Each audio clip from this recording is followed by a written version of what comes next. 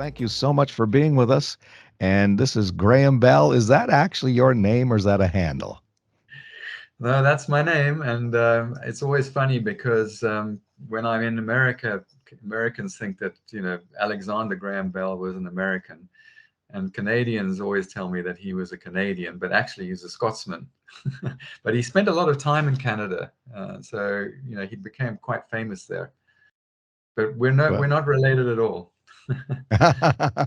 I thought that's nice. You're working over the radio and the waves and hear Graham Bell, that, and Right.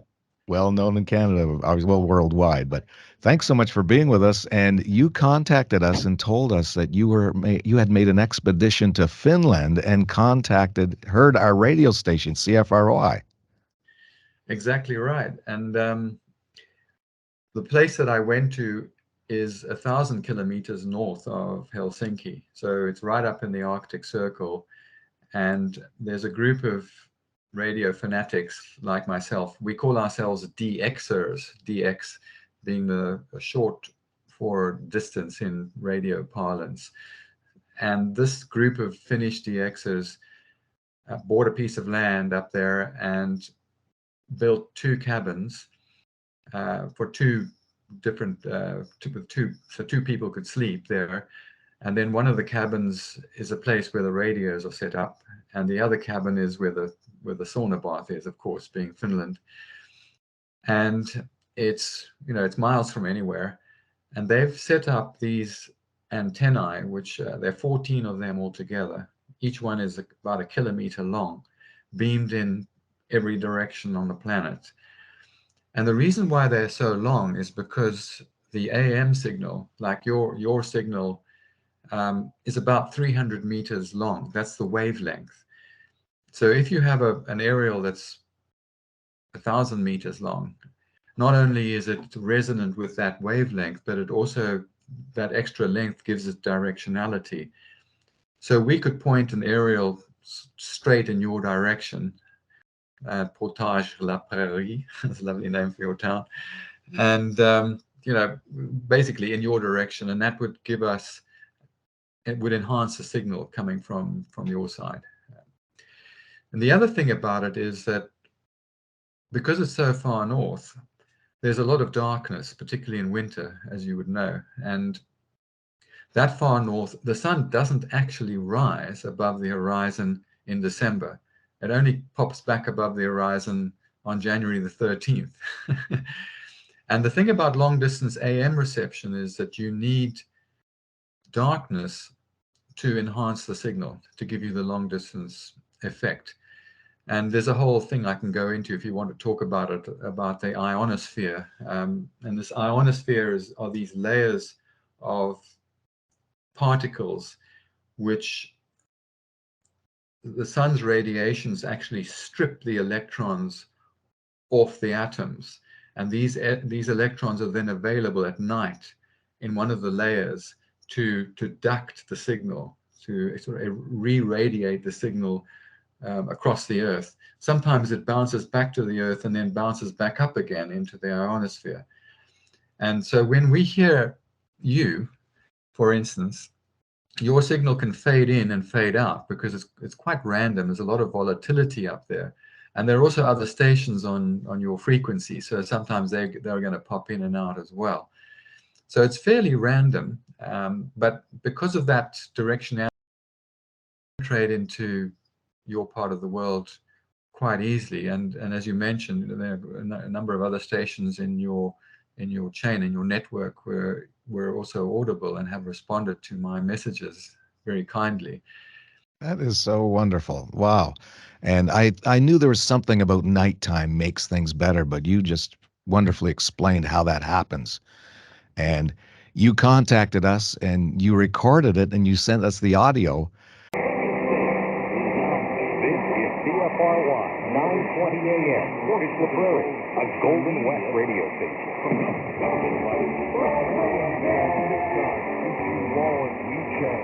We're looking at overnight low of -19 with the temperature rising to And -6. how long have you been doing this now? Well, decades, really. I started when I was a teenager. I think a lot of DXs like myself had the similar story, that they switched on the radio and they suddenly heard, BBC or Voice of America, and they thought, wow, that's amazing. It's a long way away. And we got hooked, basically. And I've been doing it ever since, on and off. It's not a very sociable hobby, and there are very, very few women involved. So it's a real hunter-gatherer kind of thing. It's not, my wife thinks that I'm sort of borderline insane, but she's gotten used to it now. And then when I tell her about an event like this, with a video and an interview with yourself and so on, then she gets a lot more interested, because then she can see the kind of social side of it, and how the world connects like it does. So, but yeah, a long time. And the other thing I should just say to you is that we not only do we listen out for stations, but we try to get verifications. And that's what when I contacted you, and what you've now done for me is you've verified my report, which is my little MP3 recording that I sent you with your station ID and station Q on it. And we collect those verifications. We call them QSLs. And that's because in radio parlance, there's a whole lot of things that begin with the letter Q. And one of them is QSL for verification. And I've been collecting those, for forever, basically. Well, well, well. That's so fascinating. And so you go to Finland. Why is it Finland? Well, it's the Finns. Well, as you can imagine, people in Scandinavia are located in places where it's dark in winter, and in this particular place, there's a lot of darkness in winter. The Scandinavians are really into this hobby because there's a lot of darkness, and so it's kind of just there for them. So when they were teenagers and they were growing up, they realized they could hear the most amazing things, which people further south wouldn't have been able to hear so easily. And this group are, they're on another level altogether. They just are so into this hobby. And I'm quite lucky. I'm the only person from the Southern Hemisphere who's ever been to this place. And I think only 2 other non-Finnish people have been there as well. Because there are 10 of them, they own the land, and they're basically there all the time. Someone's there all the time. So it's quite special to have, gotten an invitation. And I'm actually going back now for a 3rd time in March, because I find it so fascinating. What is the most fascinating experience doing this? What contact did you make that, this was a milestone type of contact for you? Well, I guess this distance is the most important thing. So, well, the most standout thing. And from Finland, a country like New Zealand is 10,000 miles away, or 16,000 kilometers. And I heard 3 New Zealand stations, all local stations like yourselves, with news and talk and station identification. I was able to hear all 3 of them make recordings and contact them like I've contacted you, and had a really good response. That was one of those 3 were really standout. But this time last year, I was in Finland, and I was able to pick up Tonga, the local radio station in Tonga. This is a tiny little island in the middle of the Pacific. And you may remember in early January, there was this big eruption in the sea. It's a volcano that erupted in the sea just off the coast of Tonga, which, covered them in, dust and smoke, and the radio actually went off the air. And when I got to Finland, I was able to hear them 2 days after they'd come back on the air. And I made a recording, and I sent it through to them. And they were over the moon to receive this. It was very exciting for them. That was about 9,000 miles. My, oh my. Once again, this location in Finland, I suppose people all over the world go there then to do this very type of thing? Well, not to this particular place. I mean, there are other places in Finland where people go, but this particular group is so absolutely into their their place. They call it Aikiniemi. They love it so much that not that many other people have gotten to go there. But I found out about it a few years ago, and I just decided I have to get a chance to go there. And I contacted them, and yeah, they gave me an invitation. You fly into Helsinki from London, and then you fly another 900 kilometers north to a place called Ivalo, and then you drive another 125 kilometers up there to the caverns.